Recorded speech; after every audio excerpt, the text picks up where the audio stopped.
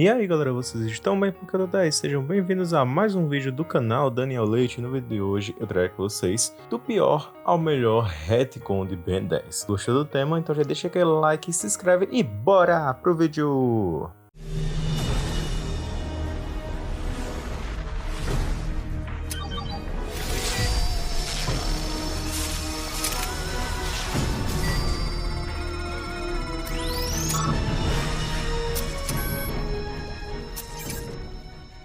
Bem, há vários retcons na franquia Ben 10 e hoje eu irei justamente ranquear os que na minha opinião é do pior ao melhor. E para quem não sabe o que é retcon, é a abreviação do termo em inglês Retroactive Continuity. Esse nome aqui, não sei se eu pronunciei certo, mas o que é que isso significa? Que significa continuidade retroativa. Em essência, é um recurso narrativo utilizado para alterar fatos já estabelecidos na história de uma obra de ficção, entendeu? Então, vamos começar aqui, né, galera? Em 10º lugar, pra mim, que é o pior retcon de Ben 10 de todos, é o retcon do Kevin, ele parar de ser um osmosiano. Quer dizer, não é que ele para de ser um osmosiano, é que o osmosiano deixa de ser alienígena, né? Não é mais um termo alienígena, é toda aquela questão, né, de que o próprio Cervantes, né, que inventou o termo osmosiano, né, que é usado para identificar humanos com componente genético único, tipo o próprio Kevin, o Cooper, o Jacaré, o Porco Espinho, entendeu? São todos humanos mutantes, ou seja, eles são osmosianos. Mas tudo isso, né, foi explicado, né, que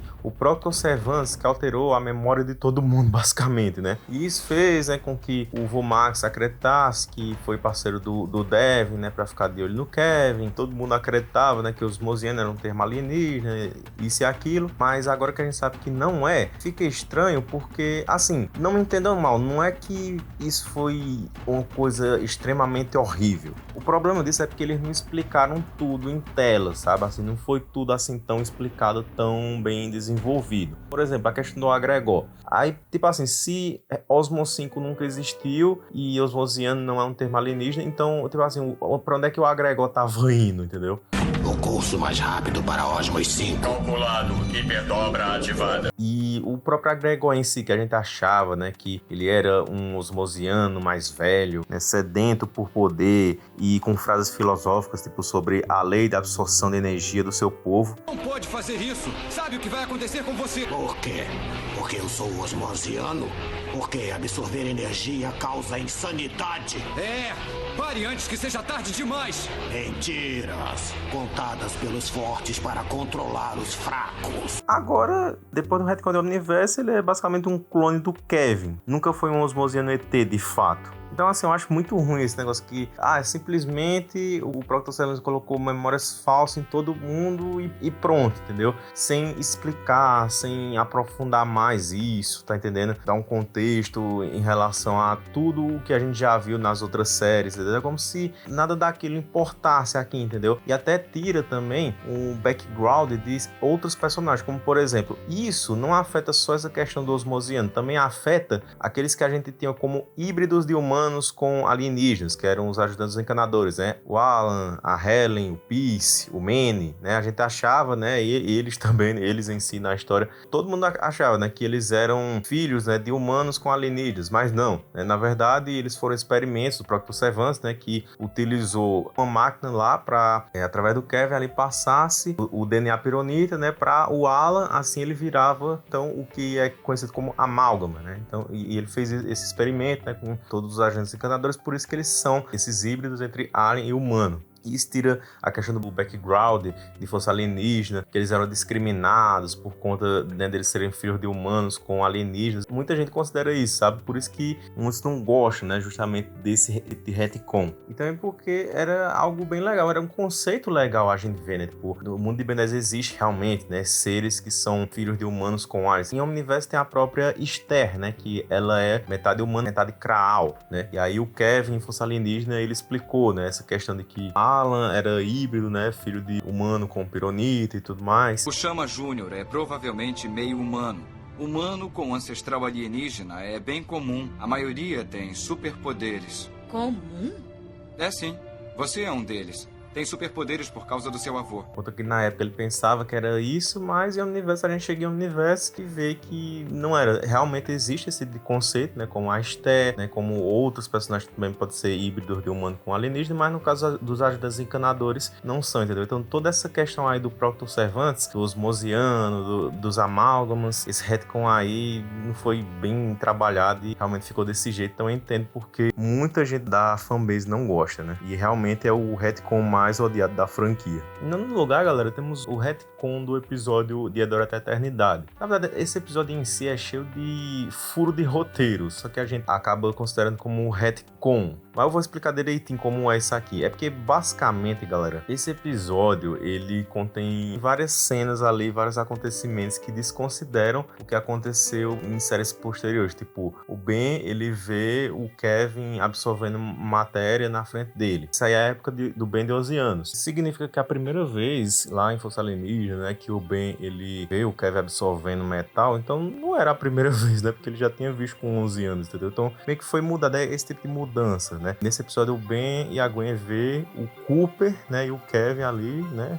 eles se conhecem, né? Mas o Força Alienígena, eles não sabiam que o Kevin conhecia o Cooper. Eu vou pegar o Cooper no laboratório. Cooper?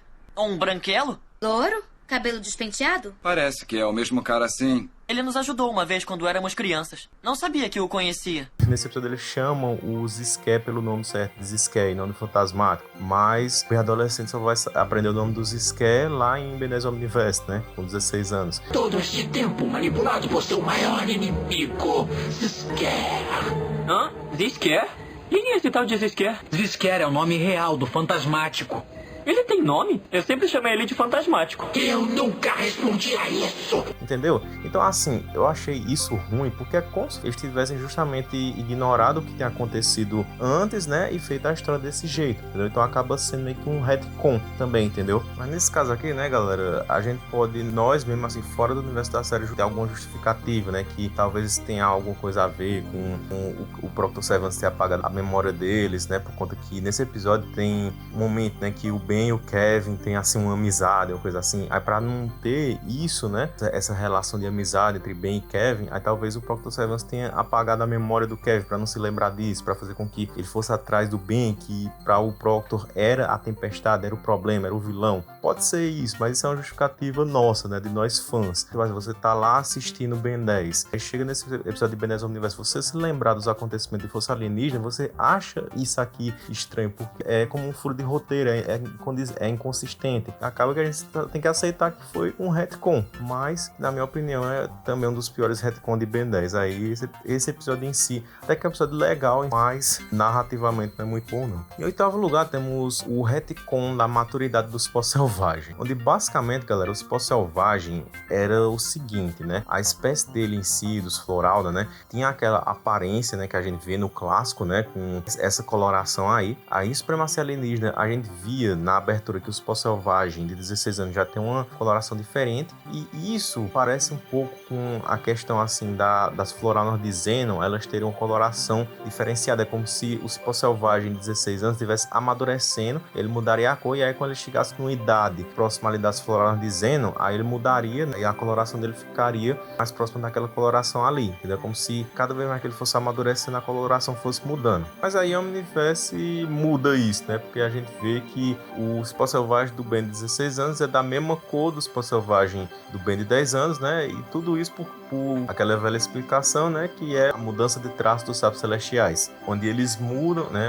Aquela velha explicação, né? O universo era de uma forma, o design dos pós-selvagem tinha aqueles olhos extras nos ombros, né? E aí os sapos celestiais vão e mudam, alteram o visual do universo para que a aparência dos pós-selvagem seja alterada e ele não tenha mais aqueles olhos extras nos ombros, e nem tem a questão da mudança de coloração, não, ele simplesmente é da mesma cor dos pós-selvagem criança. Eu acho esse retcon ruim porque era legal, né, assim, a questão do que ao ponto que ele fosse envelhecendo, ele ia mudando a coloração, né, que isso até quando eles respeitar plantas no mundo real e tudo, né, aquela questão era bem verdinha, aí com o tempo vai envelhecendo, vai desgastando a cor, vai perdendo a coloração, a cor, o brilho, mas acabou simplesmente o universo acabou com esse conceito que era legal. Sétimo lugar, lugar, galera, temos aqui um retcon, que é vamos chamar ele de retcon de Bezel, onde ele se deve ao fato do Derek não ter tido o seu pedido atendido, né? Porque o Derek T. White, além de diretor de arte do universo, ele também participou ativamente de muitas decisões, né? Ele até foi convidado para fazer um episódio, só que ele recusou. O Derek, ele tentou ter uma lista ali dos pop-ups, né, do clássico. Ele queria realmente seguir, tipo, as formações do pop-ups, aí ele seguir isso em Bendis Universo, entendeu? Com as mesmas informações, sabe? Para que não sofressem retcons, né? Só que isso acabou não tendo sido atendido, né? Então ele e os demais da staff, né, eles não sabiam, né, que Bezel, na verdade, era um local e os amuletos eram tecnologia bezeliana. E aí Bendis Universo criou o personagem Bezel, né? Que é um personagem que ele é o mestre supremo aí da magia, criador dos amuletos de Bezel e tudo, só que é interessante, o conceito dele é muito legal, porque ele é um personagem muito poderoso, sabe tudo assim da magia, muito poderoso magicamente, só que ele prefere magia por prestidigitação, sabe? Tipo, não magia, poder e tudo, não, aquela magia de truque, de carta, essas coisas. Ele é um personagem bem icônico, né, galera? Então eu acho que isso foi um retcon bem legal que eles fizeram, né? Meio que foi sem querer, né? Porque eles não sabiam realmente, né, que Bezel era uma cidade e os alunos de Bezel era tecnologia bezeliana, mas acabou que foi um retcon, né? Porque era uma coisa que estava pré-estabelecida lá no clássico dos pop-ups, mas que eles acabaram mudando isso, né? Criando o personagem Bezel e isso, na minha opinião, até que foi bem legal, né? Embora eu queria realmente ter visto, né, como é que era Bezel, a cidade de Bezel, né, os amuletos funcionando como uma tecnologia, mas de toda forma eu gostei desse retcon. Em sexto lugar, temos o retcon do Omnitrix ter todos os DNAs do universo, né, onde basicamente é um retcon contraditório, né, e que é interessante da gente analisar aqui, que é basicamente assim, né, galera? Esse retcon, ele tira o background do Omnitrix, tem o DNA de todo o universo e coloca apenas os seres da Via Láctea, sabe? Tipo, claro que não faria sentido todo o universo, né, e o Azimuth só consideraria 1 milhão e pouco de seres inteligentes, né? Isso de 1 milhão tinha sido mostrado na segunda temporada de Força Alienígena, né? Armazenei dentro dele amostras de DNA de cada forma de vida inteligente da Via Láctea. Tem mais de 1 milhão de amostras codificadas no Omnitrix. Já ele dizendo que tem amostra de todo o universo foi no começo da terceira temporada lá em Primus, né? Primus não é uma pessoa. Primus é todo este planeta. Uma máquina orgânica que eu mesmo criei. Um mundo verdejante onde a corrente Golden contém o DNA de todas as espécies inteligentes do universo. Só que a supremacia alienígena veio e estipulou que só tinha amostras da Via Láctea, né? E é por isso que os 5 alienígenas de Andrômeda fugitivos não tinham o DNA catalogado ainda. Depois do escaneamento, né, passaram a ter. Né? E atualmente é dito que... Então, assim, eu acho que é interessante essa questão, tipo, o Omnitrix não ter todo o DNA do universo, mas ele...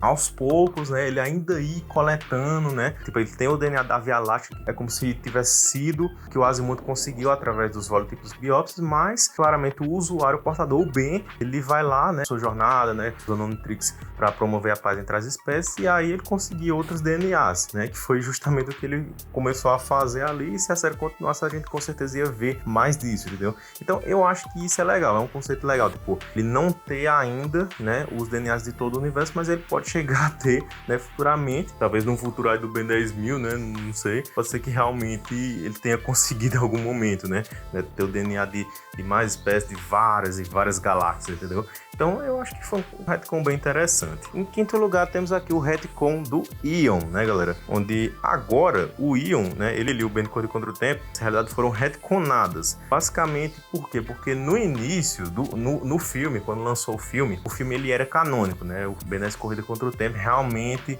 tinha acontecido no universo Prime e fazia parte da história ali do Ben Prime que a gente conhece. Tipo, em Força Alienígena a gente poderia dizer que o Ben ali, não, ele tinha passado pelos eventos de Corrida contra o Tempo, ele conhecia o Ion e tudo mais, pronto, a gente poderia dizer isso. Mas aí, em Supremacia Alienígena, no episódio Ben 10.000 retorna, isso foi mudado, né? A gente vê que não, que o Ben nem conheceu o Ion naquele momento. E quem é aquele? Eu não me lembro disso ter acontecido. Eu também não. Toda a aventura do Corrida contra o Tempo aconteceu em uma linha do tempo alternativa. E hoje em dia, né, a gente sabe, né, eu já fiz vários vídeos sobre isso, mas a gente sabe que o Ion e o Ben de Corrida contra o Tempo são a mesma pessoa, né? Ou seja, o Ion, ele é o Ben alternativo, que é de Corrida contra o Tempo, porque ele gerou a sua própria origem, né, através do paradoxo de Bootstrap, né, onde basicamente ele colocou o seu próprio DNA no Omnitrix, né, assim, usando seus poderes de alteração de matéria, né? Ele conseguiu, assim, incorporar a sua própria consciência na transformação do Ion no Omnitrix, quando transformou o Ben, na transformação que a gente chama, né, de Ben Ion, e é o próprio Ion ali, só que ele vê ele mais jovem e tudo mais, mas que de fato ia se tornar o Ion com o tempo, né? Porque com o tempo o Ben ele posteriormente iria se transformar novamente no Ion, já que o DNA dele ficou no Omnitrix, e ia acabar que com o tempo realmente esse Ben ele ia se tornar o Ion, né? Então depois de um tempo ele ia voltar no tempo de novo e adicionar o DNA dele no Omnitrix, e aí o Ben ia se transformar na transformação cloniana, que é o Ion, e assim vai, entendeu? O Ion criou a sua própria origem. Mas a diferença é porque antes, né, realmente toda essa história tinha acontecido no universo Prime, mas a parte da supremacia alienígena a gente vê que não, que isso é um universo alternativo, né, onde o Ion ele é uma criatura vinda ali da realidade de Ben 10, a corrida contra o tempo. E isso é algo que acrescentou muito no background, ali no backstory do Ion, que eu considero assim algo muito bom. Em quarto lugar tem a questão da Gwen. Basicamente no clássico, né, a Gwen ela tinha conseguido aprender ali magia e tudo mais, mas não tinha sido estabelecido a questão de Anodita. No clássico não existia isso. Basicamente ela teve ali uma oportunidade, acabou aprendendo magia, né, teve o livro de feitiço da Encantriz e tudo mais, e aí em Ben 10 Força Alienígena, aí sim, né, eles acabam fazendo o retcon de que na verdade a Gwen ela é alienígena também, né, essa questão, né, do Vomax e a Verdona, eles terem se relacionado, tiveram filhos, aí a Gwen ela carrega essa faísca Anodita com ela, então basicamente ela tem os poderes de Anodita, né, e ela pode usar aí magia, né, por conta dos conhecimentos do livro de feitiço da Encantriz, mas tudo isso é porque Força Alienígena é estabelecido isso de que ela tem essa faísca Anodita, coisa que no clássico não tinha, e muito menos a Verdona também não tinha sido planejada no clássico, né? Isso foi um retcon da Força Alienígena e é o que mudou a história da Gwen, né, de uma vez por todas. Assim, isso é legal, mas o único ponto que eu acho ruim disso é que fica aquele negócio de Força Alienígena, de supremacia, que a Gwen não usa muito feitiço, fica mais usando poderzinho, aquela coisa, só usa mana e não usa muito feitiço. A única coisa que eu acho ruim é isso, sabe? Mas de resto eu acho que é legal, né, eles terem adicionado isso a Ben 10, porque tem tudo a ver com Ben 10, esse parentesco alienígena e tudo tem muito a ver com Ben 10. Em terceiro lugar temos o retcon do Eden, que eu também acho muito legal pro personagem em si, né, porque no clássico tem aquele problema, né, de que se um clone do Eden se machucasse, aí todos os outros também iriam sentir a dor, entendeu? Só que isso foi feito no retcon em Omniverse e basicamente não acontece isso, né, se um clone do Eden morrer, então não vai afetar os outros clones. Isso é um retcon e pra mim isso é legal porque é um boost pro personagem, né? Além de ter adicionado ali a questão dele ter poder de escavação. O problema que tá aí é porque assim, o plot do episódio é que eles conseguem derrotar os leptopterranos mutantes do outro animal por conta disso, né? Por conta que se um morrer, os outros morrem. Então como é que fica esse negócio? Aí tem aquela explicação, né? De que na verdade, né? O Eden, ele pode realmente ser assim, clones independentes igual o do Eco Eco, com a questão da maturidade, entendeu? Mas de toda forma acaba sendo um retcon porque isso não existia no clássico, não foi estabelecido. O que foi estabelecido era isso, era que se um clone sentisse a dor, os outros acabavam sentindo também. Mas a explicação que nós fãs temos, né, para que o universo foi mudado isso dentro do universo da série, é por conta de maturidade. Pode ser que seja isso, pode ser que não, mas claramente um retcon feito aí no Eden. Em segundo lugar temos o retcon do Alien X. E antes de vocês perguntarem, eu vou logo responder aqui, né, galera? Até porque eu já falei durante o vídeo, vocês podem pensar que é um retcon também, mas não é. Tipo assim, a mudança de traços celestiais ser um retcon. Não, porque assim, em Força Alienígena, a gente via que quando mostrava fotos do Ben criança, da Gwen, do Vomax, a gente via fotos deles no traço do clássico. Mesmo sendo em Força Alienígena, a gente via fotos dele no traço antigo. Além de outros personagens, outros aliens que também apareciam lá no traço antigo. E aí em Supremacia Alienígena, quando a gente vê o Ben criança, a gente vê que não, que ele tá num traço de Supremacia Alienígena. Não é o traço do clássico ali, já foi mudado o traço dele, entendeu? E isso nunca foi explicado, entendeu? Por que é que muda o traço? Em Supremacia Alienígena, Força Alienígena, nunca foi explicada essa questão. Por que é que ele não é mais o mesmo visual do clássico? Ele tem esse novo visual aí, né, que condiz com o traço da série atual. Isso nunca teve uma explicação. Ben 10 Omniverse foi lá e explicou isso, né? E eu falo explicar não como uma especulação dos fãs, não, é porque realmente a série, o desenho em si, ele falou, né? O Chazmut, ele falou, né? O fato, existe um fato. é que os sapiens celestiais mudam o universo o tempo todo. Ora, até mesmo a voz e a aparência do primeiro pensador Azimuth já mudou pelo menos 3 vezes. Isso foi dito na série explicitamente, entendeu? Então foi uma explicação que eles deram que não existia antes e agora eles explicaram. Então isso não é um retcon. Agora o retcon que eu vou falar aqui do Alien X é a questão das personalidades concordarem para que o Alien X possa fazer uma ação. Porque em Força e Supremacia Alienígena era estabelecido que pelo menos 2 das 3 personalidades tenham que concordar para que o Alien X fizesse uma ação. Eu sugiro tratar de assuntos novos até a Terra sair da crise. Concedido. Punir o paradoxo por ignorar a trégua entre ele e os sapiens celestiais. De acordo. Isso era engraçado porque é só você pensar. Não, a Serena é bem facinho de concordar, de convencer. Então era só o Ben, ele ir lá e falava pra Serena, a Serena concordava e pronto. O Belicus não precisava fazer nada, né? Porque era pelo menos 2 das 3 personalidades que tinham que concordar, né? Pra que assim fizesse uma ação. Aí Ben 10 Universo chega e faz esse retcon, onde as 3 personalidades têm que concordar, né? A gente vê isso já na primeira aparição do Alien X em Omniverse, né? No episódio Adeus e Obrigado pelos Sorvetes. Belicus, Serena, tem que me deixar usar o Alien X para parar o Aniquilarg. O Alien X faz muitas coisas, mas nós 2 temos que concordar. Belicus! Ah, Serena, tá bom. Mas da próxima vez que o universo e tudo o que há nele for destruído, não me venha chorando. Vê aí nessa cena. Então, os 3 têm que estar de acordo para poder fazer a ação, entendeu? Isso foi mudado. Por que eu acho que isso foi um retcon bom? Porque isso dá um peso narrativo maior. A gente pensa, não, se fosse na época da Supremacia, era só o Ben convencer a Serena ali e pronto, já estava resolvido. Agora não, o Ben pode até convencer a Serena, mas o Belicus tem que concordar. O Belicus, ele é mais ranzinhos, assim, né? Ele é mais difícil de convencer. Uma situação crítica assim, aí tem que convencer, ali fica aquela tensão na cena, entendeu? Pro Belicus concordar e tudo. Eu acho que isso foi um retcon bem legal, assim, narrativamente pra história. E, em primeiro lugar, galera, é o retcon dos encanadores, onde basicamente os encanadores no clássico eram estabelecidos como um grupo só de humanos, né? Aquela coisa toda. E aí, a partir da Força Alienígena, é estabelecido que os encanadores é um grupo formado entre humanos e também alienígenas. O melhor retcon, assim, porque expandiu ainda mais a questão dos encanadores, né? Tipo, tem os encanadores da Terra e os encanadores intergalácticos, né? Aí tem toda aquela questão que quem fundou ali os encanadores foi o George Washington, né? Benjamin Franklin